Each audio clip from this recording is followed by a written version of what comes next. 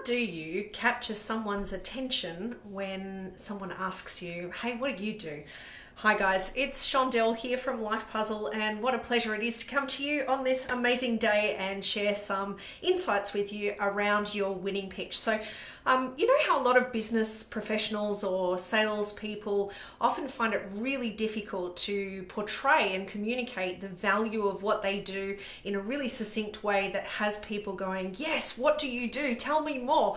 Well, one of the things that we do is we help people to refine their pitch and their communication so that the value proposition is really clear and you can start those conversations with ease and with confidence. In fact, one of the things that I've developed is a thing that we call the elevator pitch tool, which I'm going to take you through shortly, which will give you a bunch of insights around what not to do and what to do in order to really capture people's attention and really captivate them so that they come on the journey with you. So it's a great pleasure to be here with you guys. If you would like access to our workbooks and what we're going through today, then just comment below that you're watching hashtag live or hashtag replay and pop in worksheets or workbook below, and we'll make sure that we get those assets to you as we go through this. So over the next 15 to 20 minutes or so, I'm going to take you through a bunch of things that we've learnt in some ways the hard way from the days when I was in my sales career, and I used to attend a lot of different networking events, or people would ring and inquire about different things that we offered, and really some of the things that I learnt and harnessed from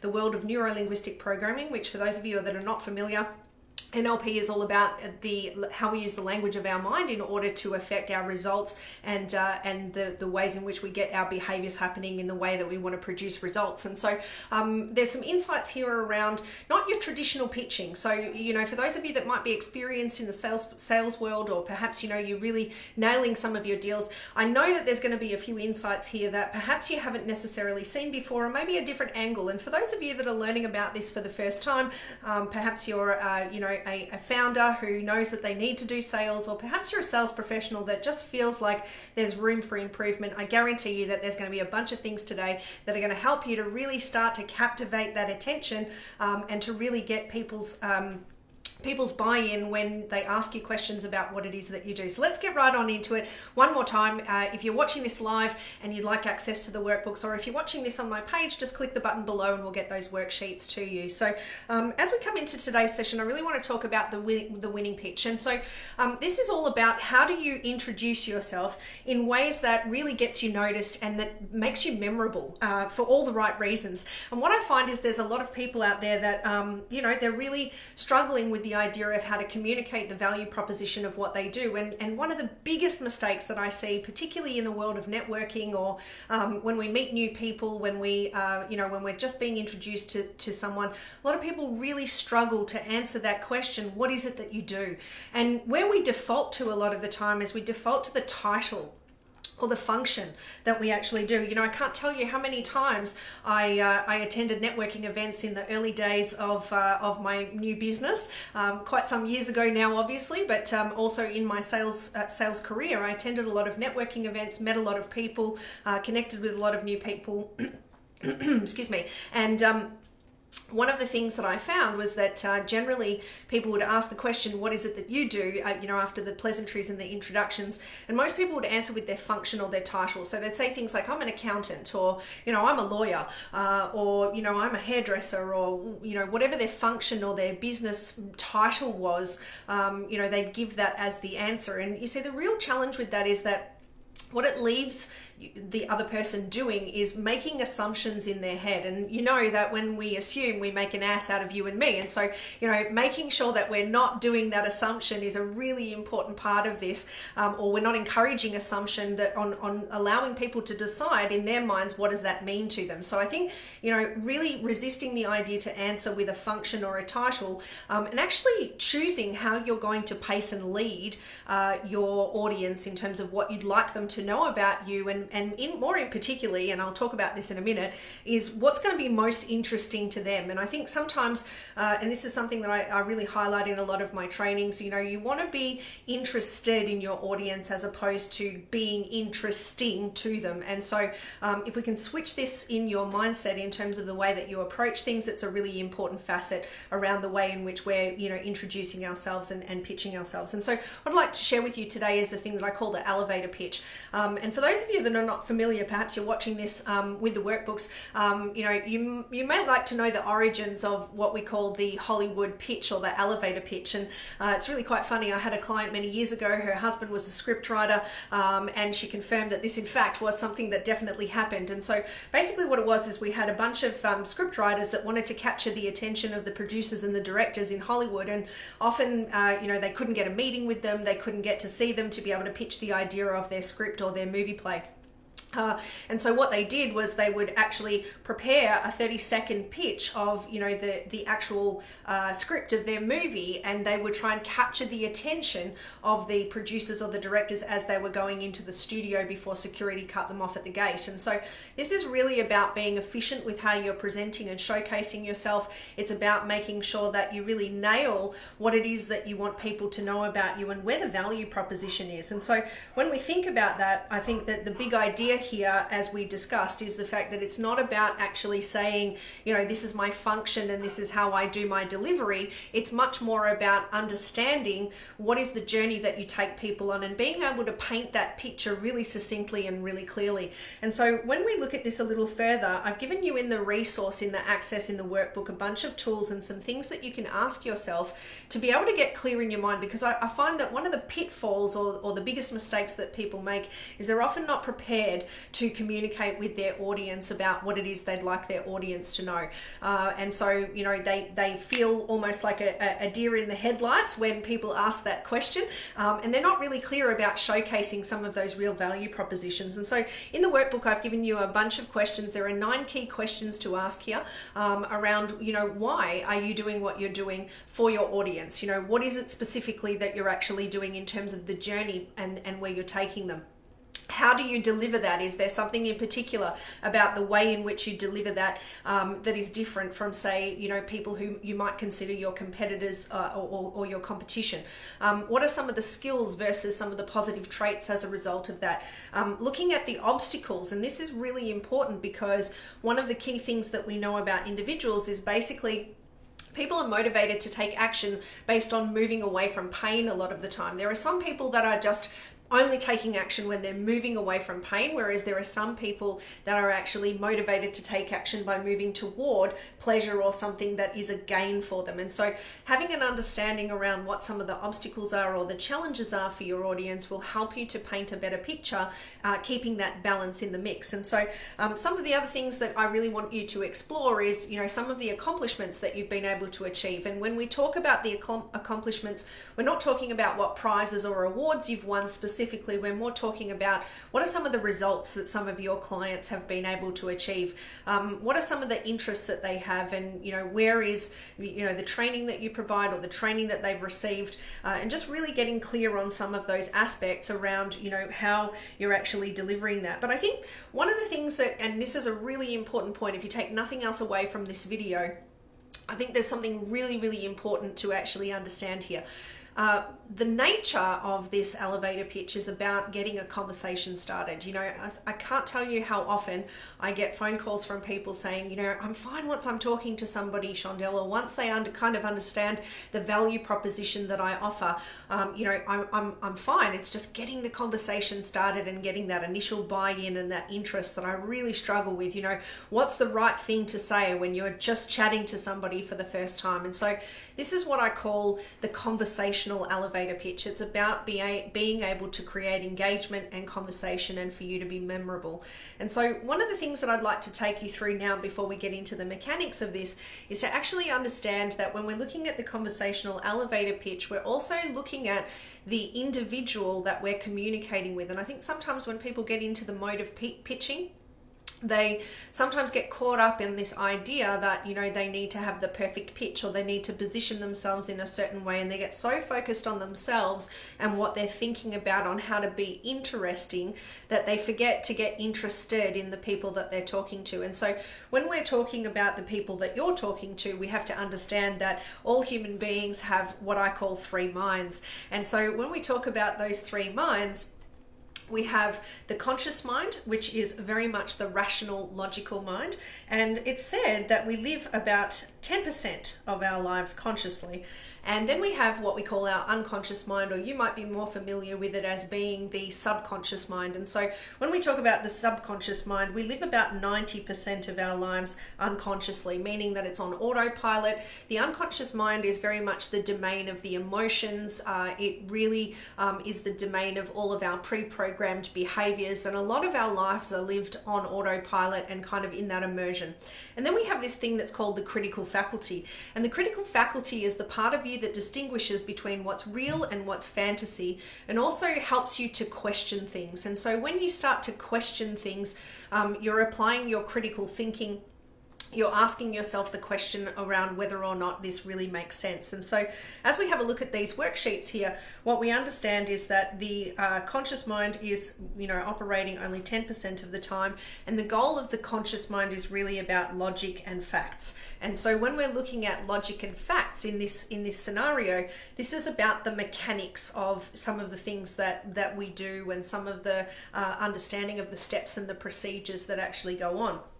Then we have what we call our unconscious mind. And as I said, we get 90% of our lives lived unconsciously. And the goal of the unconscious mind is predominantly to feel and to experience. And so when we talk about feeling and experiencing here, what we're really talking about is the emotional aspect. Now, one important thing that you've probably heard me say before, if you've been following me for a little while, is that generally people will buy emotionally first and then look to justify their purchase or their decision logically and factually to make sure that it stacks up. And then of course we have this other thing that's called remorse, or buyer's remorse, or buyer certainty. And so when we look at, sometimes we can make a purchase, we can feel really good about it at the time, we've justified it factually, but then there might be, a remorse, or perhaps there wasn't enough evidence stacked up against the decision to invest.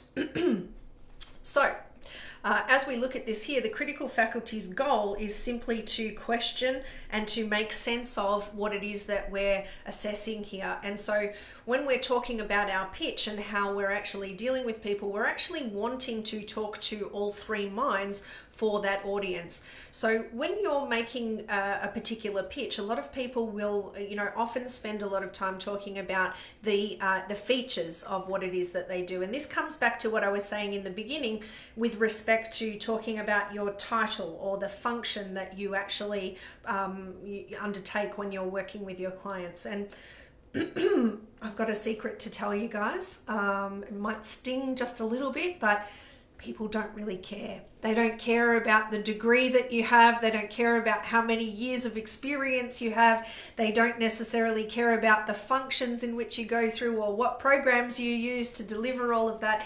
What they really care about is the what's in it for me. And I'm sure you've heard that before, in the sense that people are really interested in how can you help them, how can you serve them. And so, like I said before, we buy emotionally and then justify logically. If we often lead with only the logical part of our pitch, then we're leaving 90% of the conversation on the table. And so what I really like to encourage you to do is to start to think about what are the things that really inspire your clients, and what is the emotional engagement that they're looking for as a result of engaging with you. And so what will your product or your service do for them as a result of making that decision to actually move forward with you. And so therefore we start to look at, what are your clients' needs or your prospects' needs. So I often find that as we're looking at designing elevator pitches and conversational elevator pitches, that some of the best things that you can do is reflect on the experiences that you've actually had.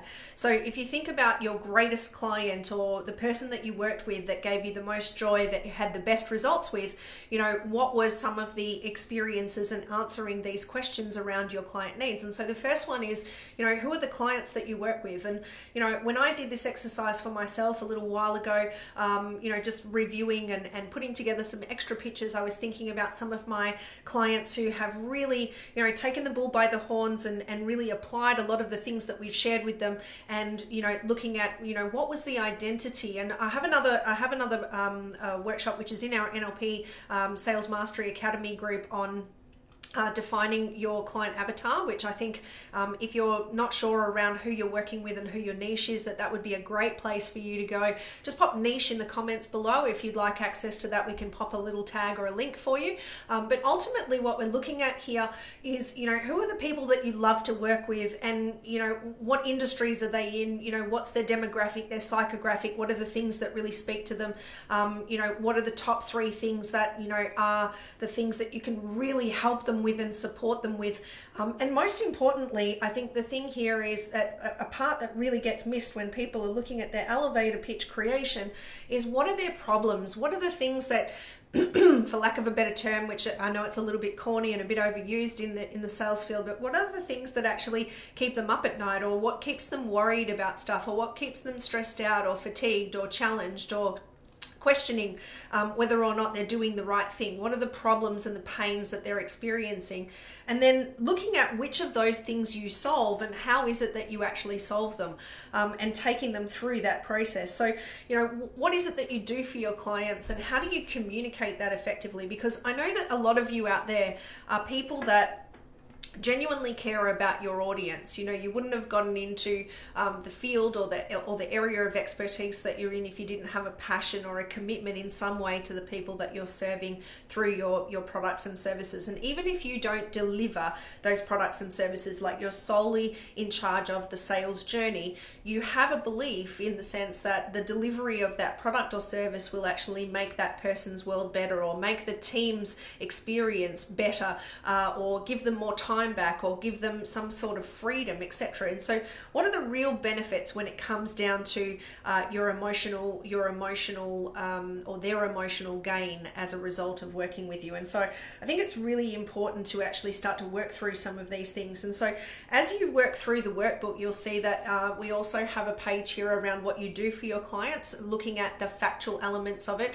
But most importantly, as you look at this, I want you to answer the questions with what is the logical answer to that question in terms of the answer that you would give based on the facts. But then you'll notice below that we've got 3 or 4 areas there around what are some of the subsidiary benefits of being able to do that. And when you're thinking about the benefits, I really want to encourage you to think about the emotional gain for that as you ask those questions. And so when you ask those questions of yourself, you start to get that clarity around what it is that you do, how you deliver it with value and with ease, and that starts to create this this clarity and this confidence in you in terms of how you communicate that. And so as you work through this, what you'll see is the opportunity for you to hone in on the 3 important factors of the things that you do with the emotional commitments. And it says here, you know, it should make them care about what you do and leave them wanting more. And so the only way that we're going to do that really effectively and with a lot of ease is to look at it from the perspective of what's the emotional gain. Like I said, and I'll say it again so that it really, really, you know, burns into the brain in terms of the remembering that. And that is that people will buy emotionally first and then justify logically. And so if we're only sharing our facts and we're only sharing the details of the how we engage with people rather than looking at the why as well, then you've left 90% of the conversation off the table, and people will look to then make distinctions around price, or worse, they'll make assumptions about what it is that they think you do as opposed to what you actually do. And so this is designed to actually get that conversation happening. And so as you work through that, what I really want you to do is I want you to refine. And so it says here that, you know, you're to really create a killer elevator pitch or a conversational elevator pitch that's going to leave you memorable, what you really want is to write a version that someone totally unfamiliar with your work can actually understand. And you know, there's an old little adage that says that, you know, if your 7-year-old niece or nephew or child doesn't understand, then it's probably too complicated. And while I think that, you know, definitely that's got some merit in it, we want to simplify things and not overcomplicate them, I think it's really important that you actually understand that when you're communicating with somebody, they're going from a fresh canvas and you've got an opportunity to really captivate them and capture their attention to have them asking more questions around, well, how do you do that? Or how can I find out more about that? And that's really the goal of getting the conversation started. Now, a couple of really key important things here with relation to the way in which we deliver this. So I mentioned at the beginning here that this is a conversational elevator pitch. It's the way for you to be able to get the conversation started. And there's a couple of really key points around the way in which we deliver it, because you might know all of the information in your mind about what it is that you do, but remember, we're speaking to the three minds of your audience. And so we said that we have a conscious mind, we have an unconscious mind, and we have a critical faculty. Now, the conscious mind is very much connected to the logic and the facts of what it is that you do and what's the process that you go through. Your unconscious mind is connected to the emotional aspect of this. So what is the pain that I'll avoid? What is the gain that I will experience? And you know, how can I go through that journey? And then the critical faculty is looking for ways in which it can validate that those facts are true and correct. And so some of the key phrases in our delivery are actually really important, because you see, when you speak to someone, if you apply the phrase that says, hey, do you know how a lot of people really struggle with this? What happens in the person's mind is unconsciously they're searching through their brain for evidence of the fact that what you're saying is true and correct for them, or they're looking to mismatch that in terms of, well, actually, that's not my experience. And so when we're delivering our conversational elevator pitch, we want to begin our phraseology in a certain way because it inspires curiosity. And so this is something that we go into a lot more depth in our Confident Conversion 90 Days to More Cash, More Clients, and More Impact. But I really want to share with you a couple of little tidbits here that when you go to put this together, you can still create a compelling pitch. And so for those of you that potentially might like a little bit more instruction or a bit more support with this, I really encourage you to check out our Confident Conversion program, where we do this and so many other things to really refine the sales process. But for right now, let's have a look at what are some of the key phraseologies in terms of the way that you deliver your elevator pitch. So we want to start off with you know how, and this is where we would present key elements around the problem that the person is experiencing. So you know how a lot of people really struggle with X, Y, and Z, and they experience these sort of emotions as a result of that particular problem. And in particular, you'll know that this is working when you look up at somebody while you say, hey, you know how, and they're nodding their head along and really connecting with that problem because it makes sense to them. They can actually connect with a time when they've either felt that themselves or someone in their environment, someone that they care about, a team member, has experienced that type of problem. And so when we address the problem, one of the things that's really important, we remember that the problem is emotional and it deals with the unconscious mind. The next part of this is to actually look at, well, what I do or what we do or what our company does. And this is when we actually offer advice around the solution that we offer. Now, this is talking to the conscious mind. This is where you have an opportunity to actually share some of the facts and some of the data around what's your process, what is the journey that you take people on, how much time does it take, what are some of the methods that you use. This is where we'll actually offer some of those logical facts that the conscious mind is looking for. And then as a segue to that, then we move into in fact. Now, what this does here is it allows people to understand what is the evidence of the fact that we have been able to do that before. And I really highly recommend that if you're putting together your in fact sequence, that you actually share data and information about people that you've helped. And when I say data, I actually mean specifics, metrics, particular growth phases, anything that looks like a percentage or a number or a piece of data that could be measured is an important part to put in your in fact section, because that is what allows people to make sense and connect to the idea that yes, you've told me that I have a particular pain that resonates with me. Now you've told me that this is the solution that you offer that addresses that particular pain and gives me the glory or the experience, the contrast to that emotion. And now where's the evidence that that is true and correct and that you have actually been able to do that? And so I have a number of examples of this in my book, Confident Closing, Sales Secrets That Grow a Business by 400% in 6 months, and how they can work for you. And so if anybody would like access to that chapter to see a couple of different examples around creating a winning elevator pitch and you know, the methods by which to deliver them, then we'll go ahead and we'll send that to you. Just comment below or pop an email to support@lifepuzzle.com.au and we'll get that out to you. And so when we look at this in the workbook, it says that, you know, it might seem strange for you to begin a sentence with, you know how, well, what I do, in fact. And for a lot of people, they struggle with the idea that, you know, perhaps that wouldn't be the way that they would start an introduction.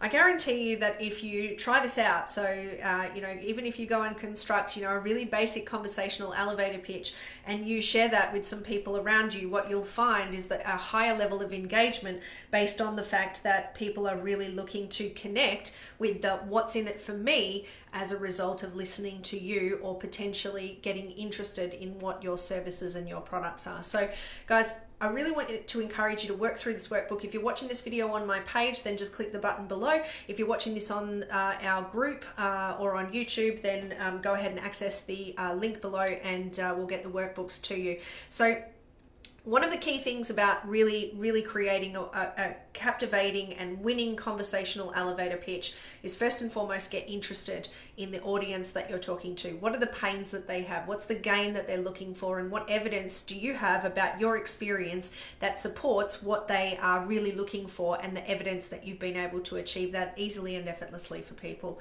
And then instead of answering the question, well, what do you do or how can you help me, with a function or a title or all the features of what it is that you do, think about the emotional connection and the benefits and the flow-on effects of the benefits that you actually offer, and then highlight that as part of a conversational elevator pitch where you pace and lead your prospect's mind to the things you'd like them to focus on about the value that you really offer. So I trust that this has been useful. If you'd like to access the workbooks, just comment below or pop the button below and we'll get them out to you.